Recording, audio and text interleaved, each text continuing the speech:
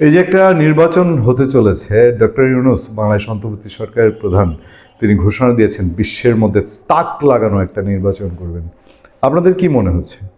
আমি যেন কোথাও কোথাও একটা সেই 14 নির্বাচনের একটা আভা, একটা ছায়া, একটা টাচ, এখন পর্যন্ত পুরোপুরি হয়েছে বলবো না, তবে সেটার একটা টাচ পাচ্ছি। অথবা এটাও বলতে পারেন 14, 18, 24-এর একটা মিশেল, মানে এক জায়গা থেকে এক চিমটি, আরেক জায়গা থেকে 2 চিমটি, আরেক জায়গা থেকে 1 চামচ নিয়ে সেইটাকে ঘোটা দিয়ে একটা নির্বাচন তৈরি করা। সেই নির্বাচন হবে জাতির জন্য সুফলের নির্বাচন। কিছুক্ষণ আগে আপনারা জেনেছেন যে মেজর আখতারুজ্জামান রঞ্জন আমাদের টকশোতে এসে বলেছে যে এখানে গণভোটের নামে একটা মৎসব শুরু হয়ে গেছে। সরকারের কোটি কোটি টাকা ঢালা হচ্ছে। কারা খাচ্ছে, কারা এইসব ভিডিও বানাচ্ছে, প্রচার কি কারো আপনাদের কানে পৌঁছেছে এখনো? যাক, আমার কথা বলবো না। মাহমুদুর রহমান মান্না বলে যাচ্ছেন তার মনোনয়নপত্র বাতিল হওয়ার পরে, ভ্যালিড অ্যানভ্যালিড আদালতের বিষয়, তারা সবাই আদালতে যাচ্ছেন, যে মব করে মনোনয়নপত্র বাতিল করে দেওয়া হচ্ছে এবং মবের চাপে প্রেশারে এরকম হচ্ছে। তিনি আফসোস করে বলছেন যে যেই নির্বাচনের জন্য এত ত্যাগ স্বীকার, এতগুলো প্রাণ ত্যাগ স্বীকার করলো, সেই নির্বাচনেরই আবার একই রকম স্টাইল মবের মধ্যে দিয়ে মনোনয়ন বাতিল হচ্ছে। আমি আগের দিন কিঞ্চিত আপনাদেরকে বলছি, আপনারা একটু খেয়াল করে দেখেন তো। সে অনেকটা, আপনারা যদি বলেন আওয়ামী লীগ মার্কা নির্বাচন, আপনারা যদি বলেন শেখ হাসিনা মার্কা নির্বাচন, সেই নির্বাচনের আভাস কোথাও টের পান কিনা? এর মধ্যে জাতীয় পার্টির একটা বড় অংশ চিৎপটাং। জাতীয় পার্টির মুজিবুল হক চুন্নুর মনোনয়নপত্র বাতিল হয়েছে। আমি জানি না এই মানুষগুলো কি তারা নিজেরা বুঝে না, নাকি তাদেরকে অন্য পথে বোঝানো হচ্ছে। মুজিবুল হক চুন্নু সেই তার নানান রকম তার মামলার তথ্য গোপন করেছেন, এরকম অভিযোগ। আনিসুল ইসলাম মাহমুদের বাতিল হয়েছে। রুহুল আমিন হাওলাদার, আনোয়ার হোসেন মঞ্জু তারা ইলেকশন করছেন না। জামাতের 2 জন প্রভাবশালী, মানে নাম উল্লেখ করার মতো, আজাদ সাহেব সেই কক্সবাজারে, এবং ঢাকায় আব্দুল রব হক সাহেব, ওই যে রাওয়া ক্লাবের প্রেসিডেন্ট, এই 2 জনের মনোনয়নপত্র বাতিল হয়েছে। এর আগে তাসিম জারার হয়েছে। এখন যারা ইলেকশন করতে চান তারা কি এতই আনাড়ি থাকেন? তারা এতই কি মানে অস্পষ্ট চলাফেরা করেন? আর ফাঁক ফুকরের এবার একটা বিষয় খুব সাংঘাতিক, ইলেকশন কমিশনে কোনো সংস্কার হয়নি। এতদিনে এই 5 আগস্ট বা শেখ হাসিনার বিরুদ্ধে আন্দোলনে আরেকটা খুব তরতাজা মুখ, তিনি হচ্ছেন হাসনাত কায়ুম, রাষ্ট্র সংস্কার আন্দোলনের। সেই হাসনাত কায়ুমেরও মনোনয়নপত্র সেটা বাতিল হয়েছে। ফলে এই যে বাতিলের একটা জোয়ার, বাতিলের একটা ঝড়, এসবের মধ্যে দিয়ে এরকম একটা আলাপ কি আপনারা শুনতে পান না যে একটা বোঝাপড়ার নির্বাচন হচ্ছে, কে কোথায় কীরকম পাশ করবেন মোটামুটি ঠিকঠাক একটা আন্ডারস্ট্যান্ডিং আছে।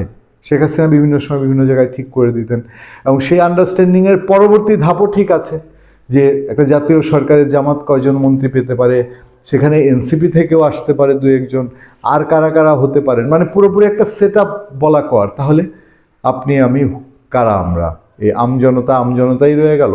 মানে ভোট, সেই যে ভোট, প্রাণের ভোট, একটা ভোট দিব নিজেরা স্বস্তিতে, আনন্দের সাথে, উচ্ছ্বাসের সাথে একটা ভোট দিব, সেই ভোটের আক্ষেপকে আরো ডাবল বাড়িয়ে দিচ্ছে এই গণভোটের দীর্ঘশ্বাস। এই গণভোট যে কি ভোট হবে, গণভোট কেন হবে?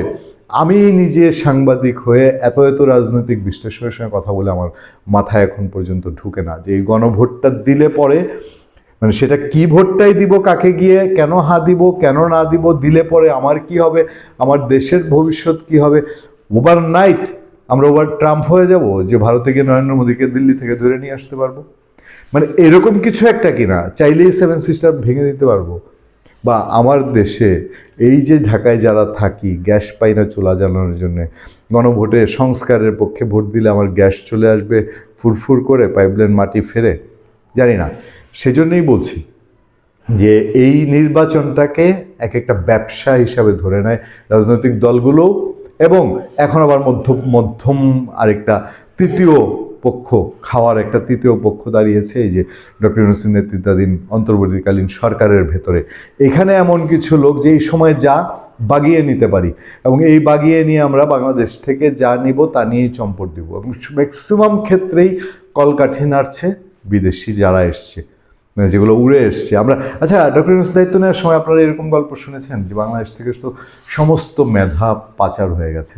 এবার কিছু কিছু মেধা আবার ফেরত আসবে, মেধার ঢল নেমে যাবে বাংলাদেশে। সেদিন দেখলাম হাসতে হাসতে কে যেন বলছে যে একটা রাজমিস্ত্রি ওই কয়দিনে ফিরে আসে নাই, আর বড় বড় মেধা আসবে কোথায়, মেধা আসে নাই কিন্তু রাক্ষসে কিছু মুখ এসছে যারা শুধু বাংলাদেশকে লুটে পুটে নিয়ে আবার তার দেশে ফিরে যেতে, সে তার ওইসব দেশের নাগরিকত্ব পর্যন্ত সারেন্ডার করে নাই। সে প্রথমেই ওন করে সেই বাইরের দেশগুলোকে, সেটা ইংল্যান্ড হোক, ইউকে বা যুক্তরাষ্ট্র বা যুক্তরাজ্য, যেই দেশেই হোক সেই দেশকে সে ওন করে বাংলাদেশের মানুষকে শাসন করছে, এই শাসনে সে ভাগ বসাচ্ছে। এই লোকগুলো দিয়ে আপনি ইতিহাস সেরা নির্বাচন আশা করেন? আমরা অন্তত করি না। কিভাবে ইতিহাস সেরা নির্বাচন হবে? গ্রামগঞ্জের অস্ত্রের অবস্থা কি, গ্রামগঞ্জে মাদকের অবস্থা কি, বাবার অবস্থা কি, যাদেরকে বাবা নামে সহজে চেনে সেটার কি অবস্থা? পথে ঘাটে মাঠে ঘুরলেই দেখবেন ছোট ছোট শিশুরা বাবায় আসক্ত হয়ে গেছে। তাদেরকে ফিরে আনার জন্য এই সংস্কার বটিকা কি কাজে লাগবে? ফলে আগামী নির্বাচন সেই ব্ল্যাক মানি ওড়ানো এবং ভয় ভীতি একটা মবের সংস্কারের মধ্যে দিয়ে কি হতে যাচ্ছে? ভালো থাকবেন, সুস্থ থাকবেন। আপনাদের সাথে আমি আতিক রহমান, পূর্ণিয়া।